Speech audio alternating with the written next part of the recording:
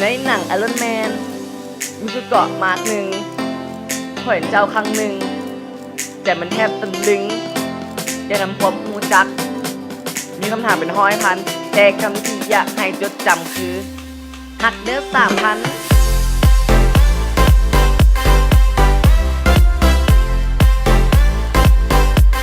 ฮักเด้อ3,000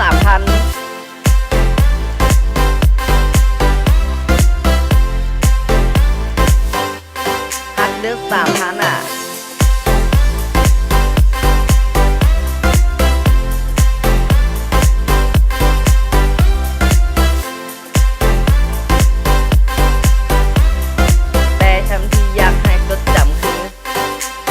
3,000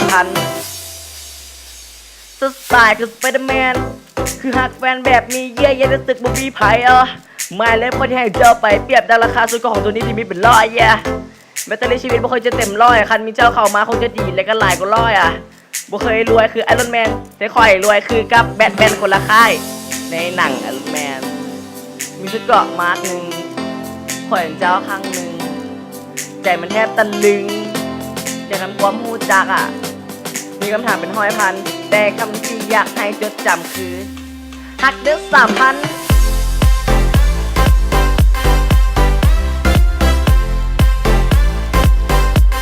ฮักเด้อ3,000แต่คำที่อยากให้จดจำคือฮักเด้อ3,000ในหนังไอรอนแมนมีชุดเกราะมาร์กหนึ่งปล่อยเดาครั้งหนึ่ง